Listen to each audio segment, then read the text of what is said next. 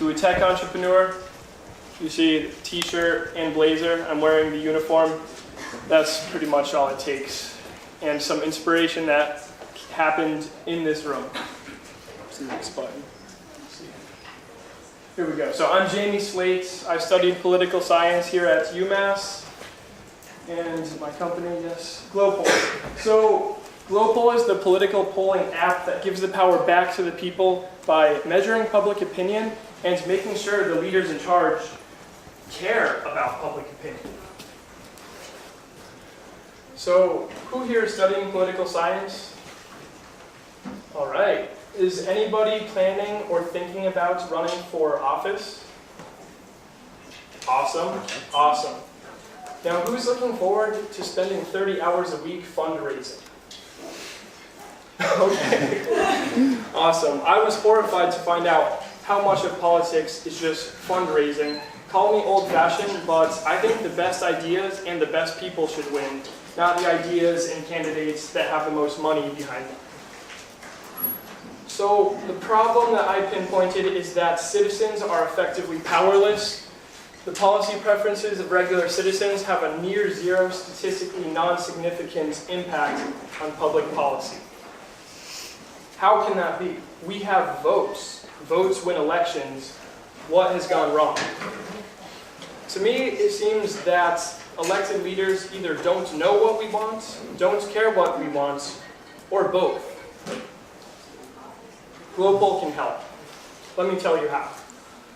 GloPoll is here to bridge the gap in between voter expectations and policy outcomes.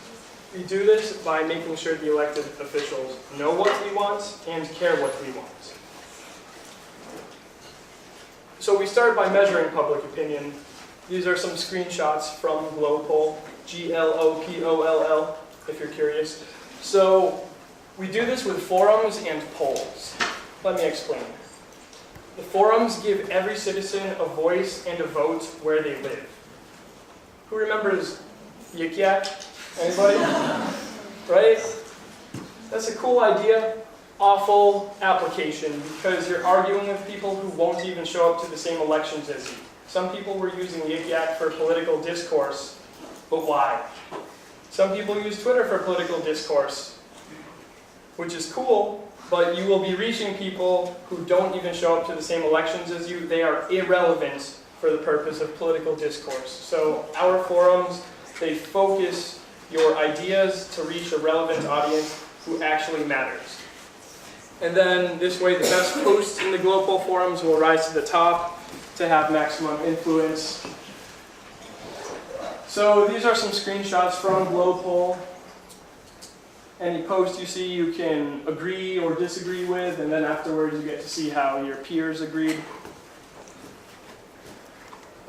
So location relevance is key here. Here's an Amherst issue. I would agree with that. And then we have national issues, state issues, and some issues are global in scope, so we just included a global forum as well. And just some additional details about the forums. They are anonymous, and this is to cut back on political intimidation that happens in personality-based social media, and also showboating, where people might do some virtue signaling that is slightly inauthentic because they want to look righteous. And so the idea of the forums is that the best ideas will rise to the top, and that's where GloPoll takes over with the next step. Hint, it's in the name.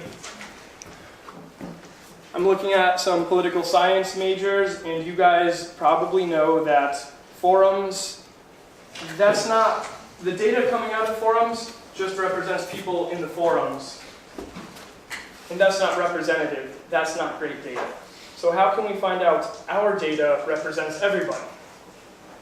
We could do what Twitter and Facebook do. Nothing. Or we can reach a cross-section of the target population outside of the GloPoll forums. I love polls because they're like mini elections that are cheap, relatively easy to conduct, don't require annoying everybody in the country, and they're quite close to the mark. So if direct democracy is too intense for you, but you don't feel represented in your representative democracy, polls are a perfect middle ground. And we sweeten the deal for users because when you respond to polls, that is valuable data. So yes, you even get to swipe. Somebody called it the Tinder for ideas. I can't unhear that. But you do earn rewards, and you get these tokens which are redeemable for in-app perks. I think it would be great to get paid to vote. We're working on it. So this is how GloPoll measures public opinion, and we do it with inclusive, focused forums and representative polls. So now we have this great data. How do we convert this into great policy outcomes? We need to make the leaders care. So the nicest way to say it to them is, dear leaders, this is what your people want. What should we tell them you did about it? Let's ramp up the pressure a little bit. We make it public. We keep their political rivals in the loop, the media in the loop, and we report back to all of the voters in their area. We give them their reports. Now there's a little more pressure to hold them accountable, to reflect the policy preferences in their area. And then to ramp up the pressure a little bit more, we create political report cards. Each year, we will publicly evaluate how well an elected official matches up with voters in their area. In this case, it's not a match. And of course, we send those reports directly to GloPoll users, who by virtue of being on a political app like GloPoll, are likely voters. So let's circle back to the problem. Citizens have negligible influence. So GloPoll empowers citizens to hold power accountable by making sure leaders everywhere know what their people want and care what their people want and fully realize that their jobs are on the line.